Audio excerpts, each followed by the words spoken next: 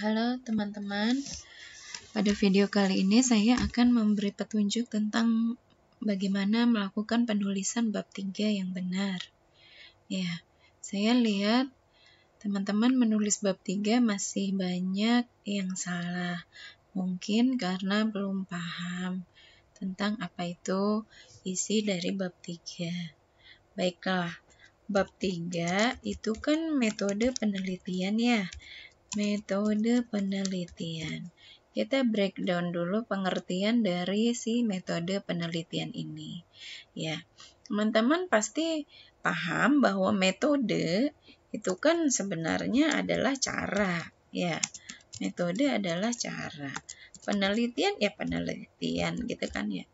Berarti ini artinya adalah cara penelitian. Begitu. Cara bagaimana sih teman-teman melakukan penelitian ini? Cara yang akan ditempuh untuk melakukan penelitian. Maka di bab ini tidak boleh lagi ada teori. Segala macam teori tidak boleh ada di sini. Semua teori itu sudah selesai. Ada di bab 2 semua teori. Sehingga di bab 3 itu isinya cuma cara, dan cara. Cara apa saja yang harus ada di bab 3. Nah, cara yang harus ada. Namanya juga penelitian. Berarti pertama, bagaimana kita mendapatkan data. Cara mendapatkan data, ya kan? Nah, si data ini sendiri, perhatikan datanya. Si data ini sendiri kan ada yang pakai dua jenis data ya. Ada data ada data primer dan ada data sekunder. Begitu kan? Nah, tapi tidak semua orang pakai data primer dan data sekunder sekaligus. Ada orang yang cuma pakai data primer saja, tidak pakai data sekunder. Ada orang yang pakai data primer dan data sekunder, tergantung dari kebutuhannya. Data primer itu kita sudah tahu bahwa adalah data yang semua data yang kita ambil sendiri. Data yang kita cari atau kita peroleh atau kita ambil sendiri. Sementara kalau data sekunder adalah semua data yang kita minta atau ambil atau peroleh dari pihak lain atau dari instansi lain. Itu. Maka ada orang yang cuma pakai data primer saja, dia ambil sendiri datanya, dia peroleh sendiri, begitu. Oke. Nah, jadi di bab 3 teman-teman sebutkan cara mendapatkan data. Nah, data yang diperlukan apa saja, teman-teman kasih tahu, kemudian bagaimana cara mendapatkan datanya. Misal teman-teman tulis di bab 3 bahwa pada penelitian ini akan dibutuhkan data primer yang akan diperoleh dengan cara menyebarkan kuesioner langsung kepada penumpang gitu, ya kan? Nah, kemudian data sekunder, pada penelitian ini diperlukan data jumlah penumpang setiap bulannya, gitu kan, atau populasi penumpang. Data sekunder akan diperoleh dengan cara minta data dari misalnya si busway, gitu kan, PT Transjakarta, misal seperti itu. Nah, ini pertama, cara mendapatkan data. Kemudian yang kedua, setelah datanya diperoleh, apa yang akan kita lakukan? Yang akan kita lakukan tentunya adalah mentabulasi data atau menyimpan si data itu. Sehingga di bab 3 kita harus sebutkan cara tabulasi data. Ya, ada orang mentabulasi datanya di Excel. ada yang langsung mentabulasi data di SPSS. Seperti itu. Ini adalah cara menyimpan data yang sudah diperoleh. Oke, lalu ini mungkin cara tabulasi data. Kemudian kita perlu juga teknisnya ini mendapatkan data. Oke, di sini boleh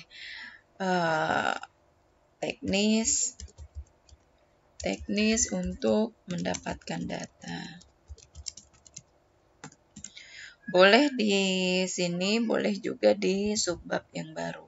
Teknis untuk mendapatkan data itu bagaimana? Apa saja yang harus ditulis? Yang harus ditulis, misalnya kalau datanya adalah data primer, mau lakukan penyebaran kuesioner, ya, maka di sini harus diceritakan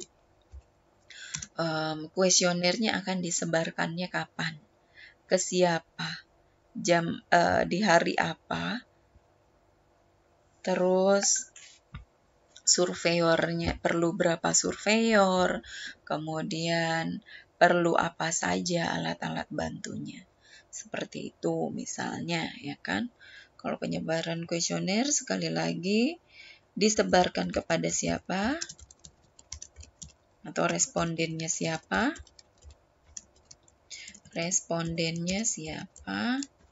Kemudian kapan dilakukan penyebarannya, misalnya weekend atau di weekday, begitu.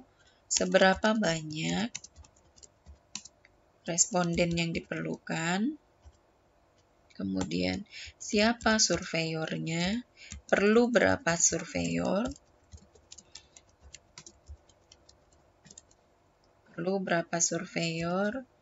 perlu alat bantu apa saja, misalnya pulpen dan lain sebagainya, alat rekam, gitu kan. Ini kalau misalnya melakukan penyebaran kuesioner. Nah, ada yang cara mendapatkan datanya, misalnya traffic counting.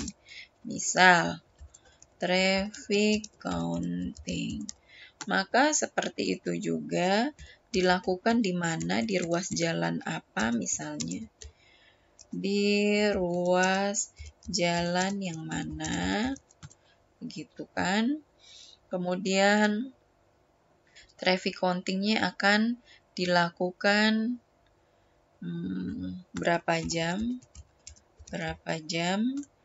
di jam puncak atau tidak, terusnya di weekend atau weekday, begitu kan. Kemudian perlu berapa surveyor,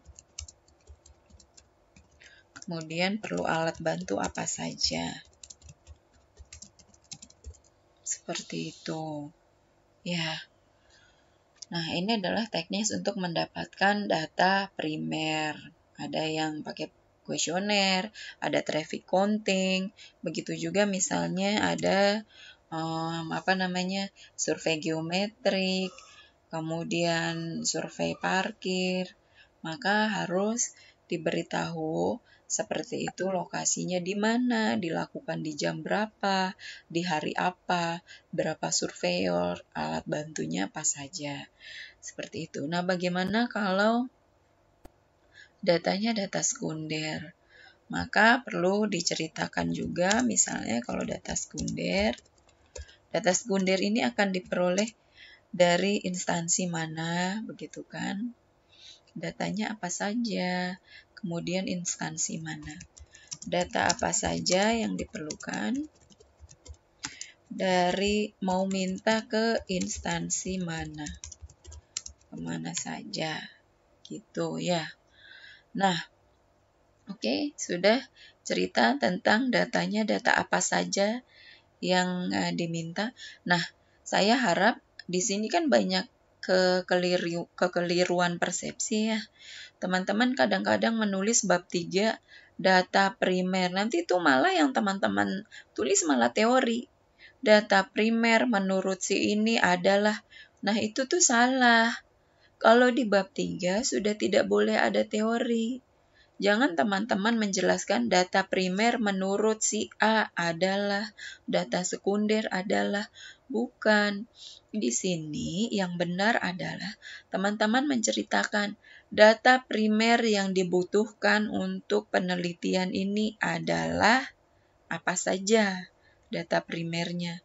Data sekunder yang diperlukan dalam penelitian ini adalah misalnya jumlah populasi penumpang setiap bulan. Begitu, bukan teori.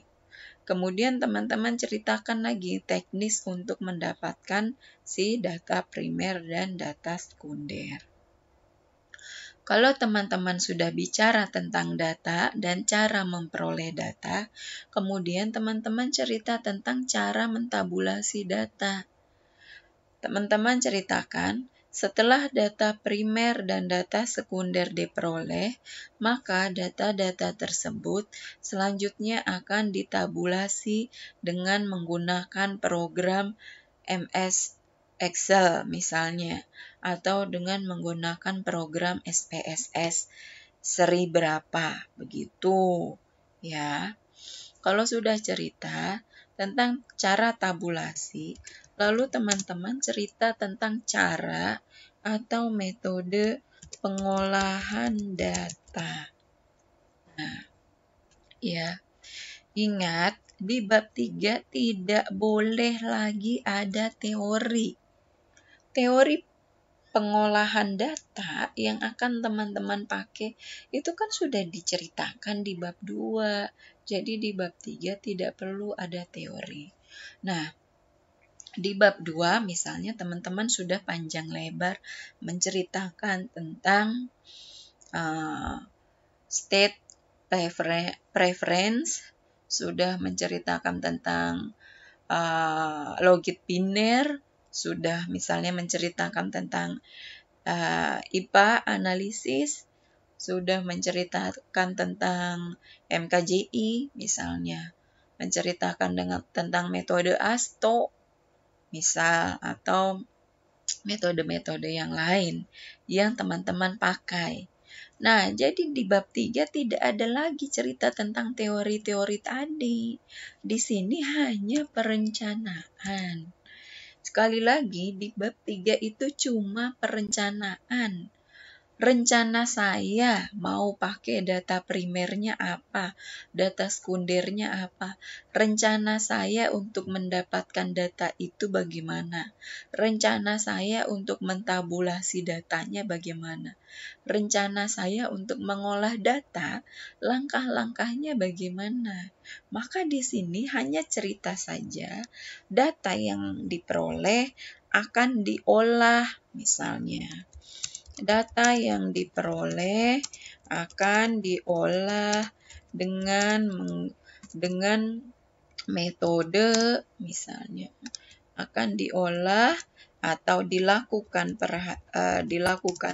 perhitungan tebal perkerasan misal dengan metode MAK yang telah dipaparkan di bab 2. Jadi tidak perlu ditulis ulang lagi di sini. Begitu penjelasannya. Ya kan? Sehingga teman-teman di sini tinggal perencanaan saja.